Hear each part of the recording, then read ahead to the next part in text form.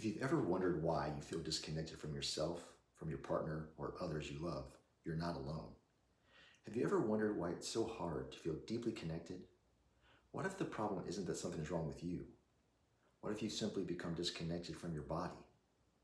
I'm Chris Hughes, a sex and relationship coach.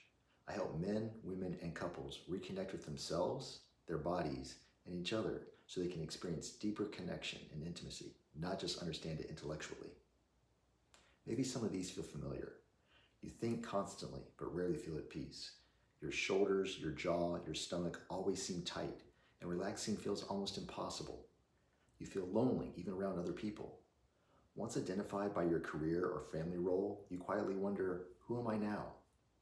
I would like to share a story with you and see if you can relate.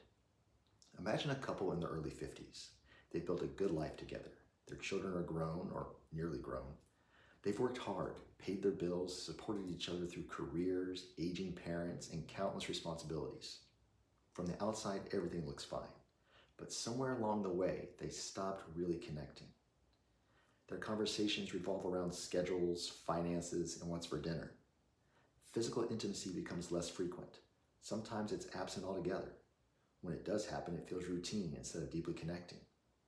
Neither partner feels unloved. They just don't feel fully seen. One evening, they're sitting together on the couch, only a few inches apart, but emotionally they feel miles away.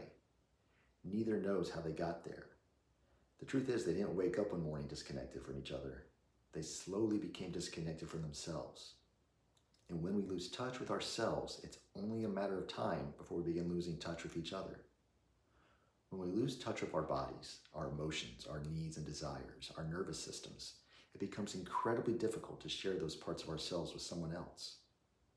The relationship isn't starving because of a lack of love. It's starving because there's less of each person available to bring into the relationship.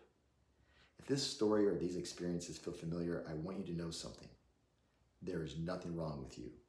And the good news is, this isn't a life sentence. Connection can be rebuilt. It begins by reconnecting with yourself. Modern life teaches us to live from the neck up. We're rewarded for thinking, producing, achieving, solving problems, but very few of us were ever taught how to feel what's happening inside our own bodies. Embodiment is the practice of reconnecting with your body so your thoughts, emotions, nervous system, and your actions begin working together instead of pulling you in different directions. Remember, your body has been communicating with you your entire life, and embodiment is simply learning to listen. The first step is awareness, where embodiment begins. Notice where you're caught in your thoughts, where your shoulders tighten, where your breathing comes shallow. Notice what your body is trying to tell you. Several times a day, pause for just 30 seconds. Feel your feet, notice your breath, ask yourself, what am I feeling? Then ask, where do I notice those feelings in my body? Don't overthink it, just be curious. Now imagine sitting with your partner and actually being present. Imagine your body softening instead of staying tense. Imagine looking at the person you love and feeling genuinely connected again. Not because you learned another communication technique, but because you're fully present. One thing I've observed over and over is that people don't struggle because they don't love their partner.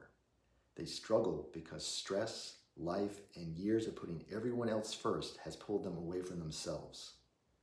After spending more than 30 years serving my country, I understand what it feels like to spend so much of your life taking care of responsibilities that somewhere along the way you lose touch with yourself.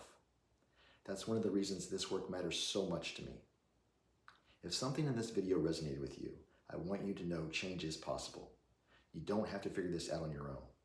I'd be honored to walk alongside you as you reconnect with yourself and create the kind of intimacy and relationship you've been longing for. My goal isn't simply to improve your relationship, it's to help you reconnect with yourself.